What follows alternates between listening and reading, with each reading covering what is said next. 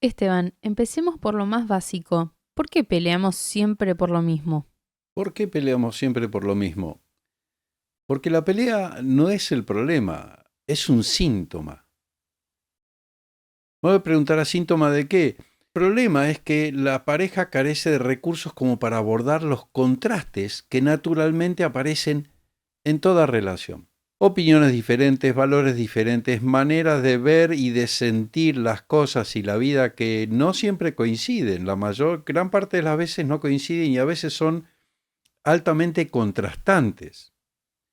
Entonces, si no tenés recursos como para abordar esos contrastes que naturalmente aparecen en toda pareja, es más, en toda relación, la pelea aparece como un síntoma de la falta de esos recursos. Porque los contrastes en una pareja son inevitables, son dos personas distintas, dos historias distintas, maneras de ver el mundo distinto. Y eso no es un problema. No solo no es un problema, sino que eso es extraordinario, porque a partir de la mirada diferente del otro me permite expandir mi propia mirada. El problema es no tener los recursos para atravesar esos contrastes sin destruirse a sí mismo o sin destruir la relación. Cuando estos recursos faltan, nos suele aparecer un desborde emocional. Y ahí se produce lo que en neurociencia se llama el secuestro de la amígdala. ¿Y esto qué es? Se activa en nuestro cerebro un sistema de alarma que toma el control.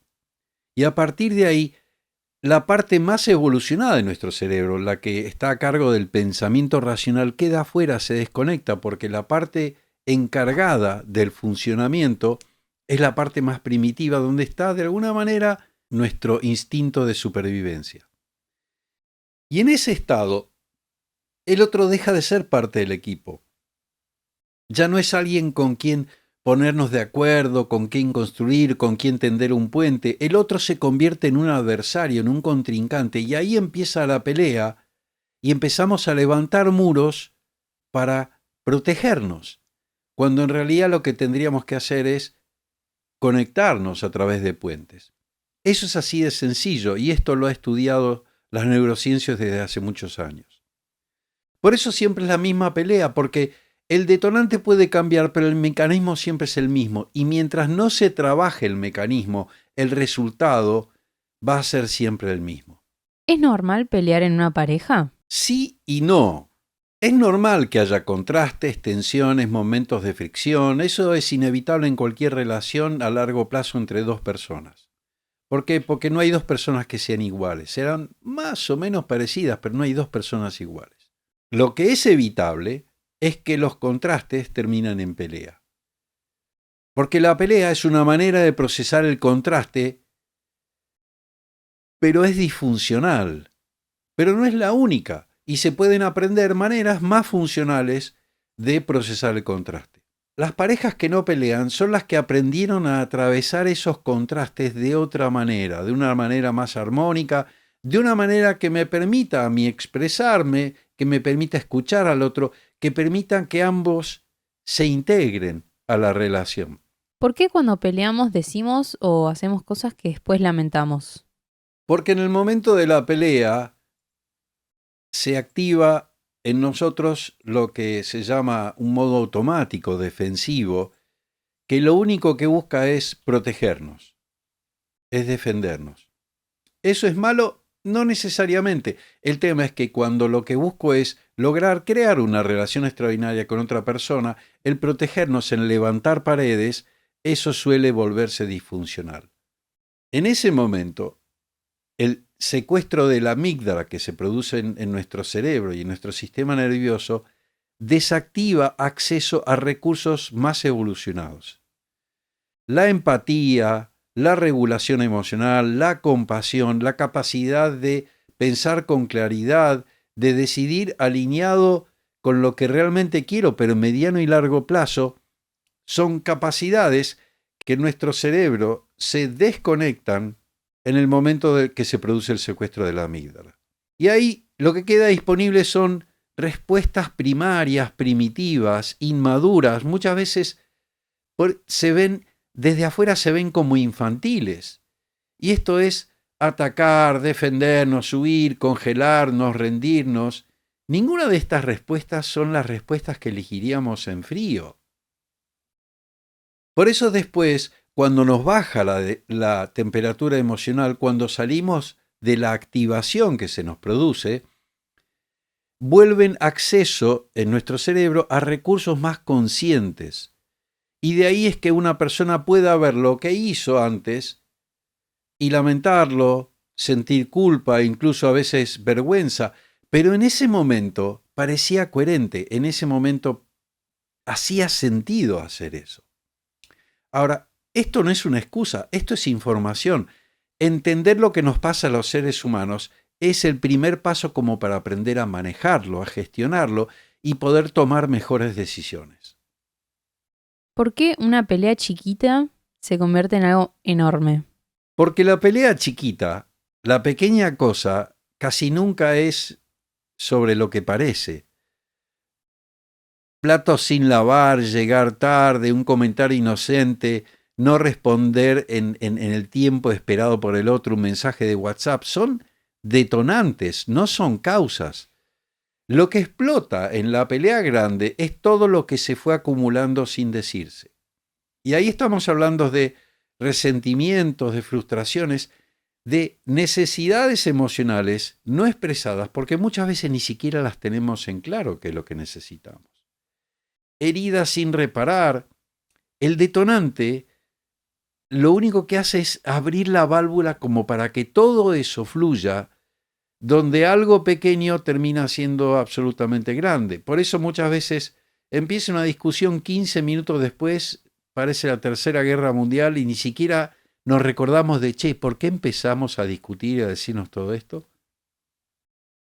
¿Por qué? Porque una vez que el modo automático defensivo toma el control, cada cosa que dice el otro se toma como un ataque.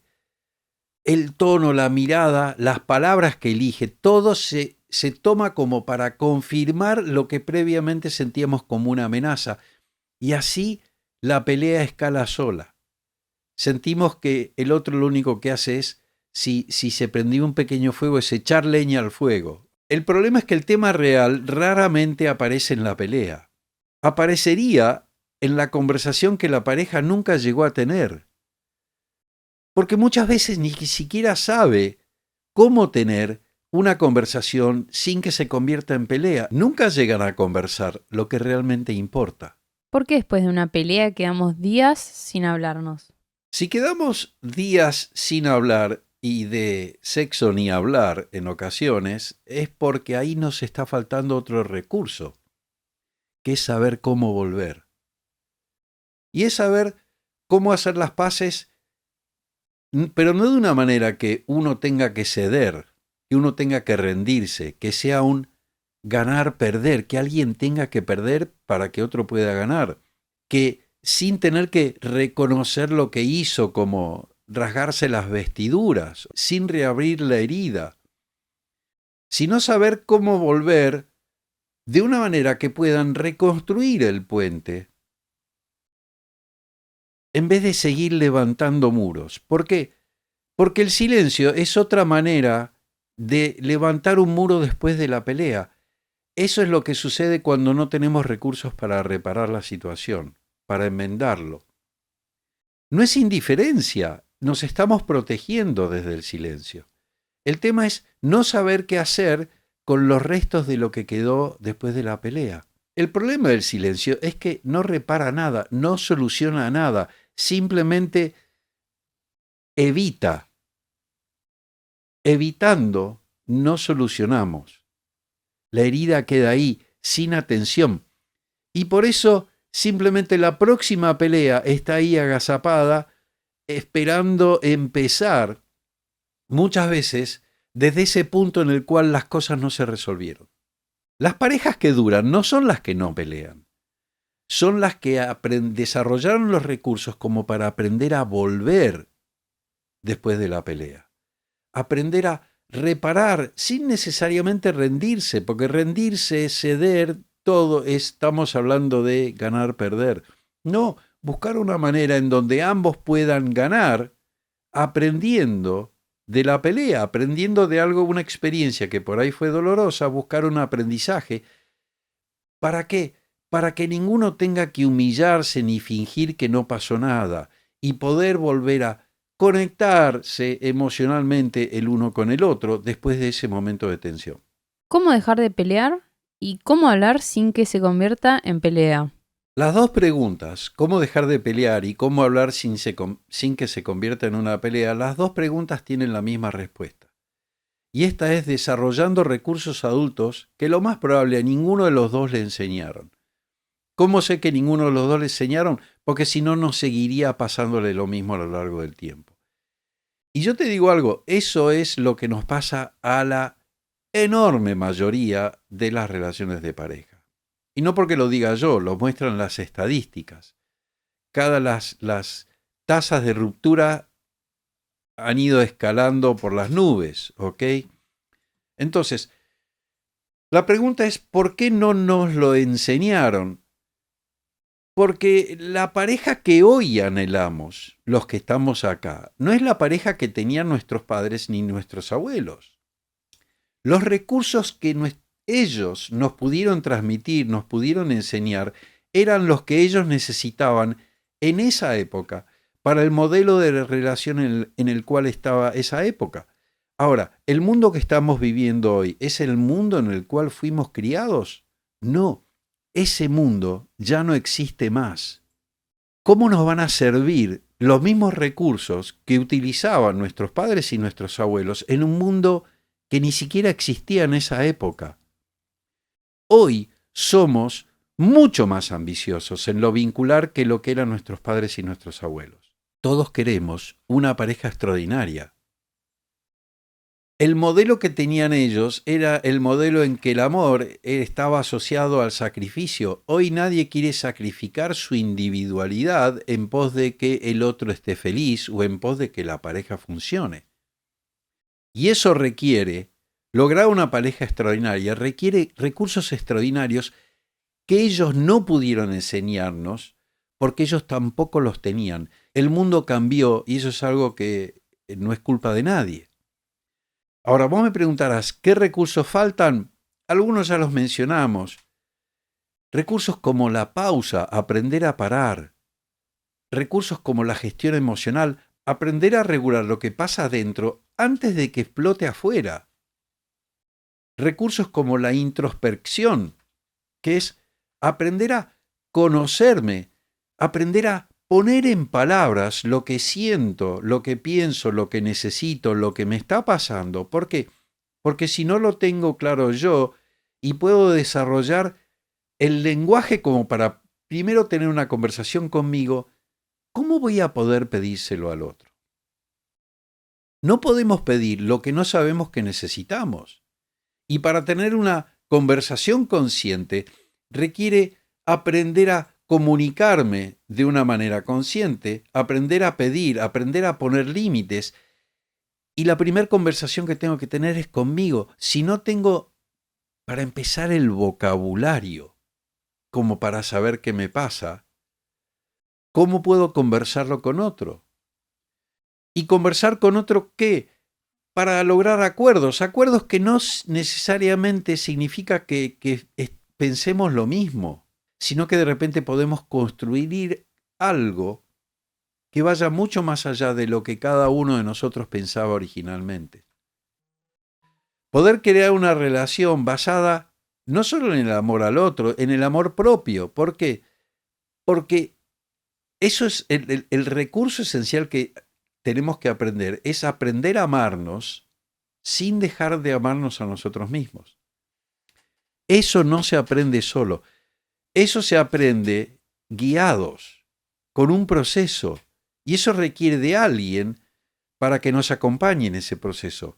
Es como el lenguaje. El lenguaje es un recurso sistémico que no aprendemos solos, lo aprendemos de otras personas. Todos estos recursos también requiere acompañamiento para que podamos aprenderlos de una manera efectiva. ¿Y cuándo es el momento de pedir ayuda? ¿Cuándo pedir ayuda? Cuanto antes mejor. Mucho antes de lo que la mayoría cree. La mayoría espera demasiado, espera Es como ir al médico. Muchas veces esperamos hasta que la situación sea insostenible, en que ya no quede casi nada, y el daño acumulado muchas veces resulta difícil de revertirlo. Porque en una pareja la pelea es como el cáncer. Si se detecta a tiempo, si se la trata, tiene solución. Ahora, si se la deja crecer sin atención, llega un momento que es tarde. No porque no haya amor, sino porque el daño acumulado en el vínculo supera la capacidad de reparación. El momento de pedir ayuda es ahora. No cuando ya no se aguante más, no cuando todo esté destruido, no cuando ya no quede otra situación o hacemos esto o nos separamos. Ahora es cuando todavía hay algo que vale la pena construir.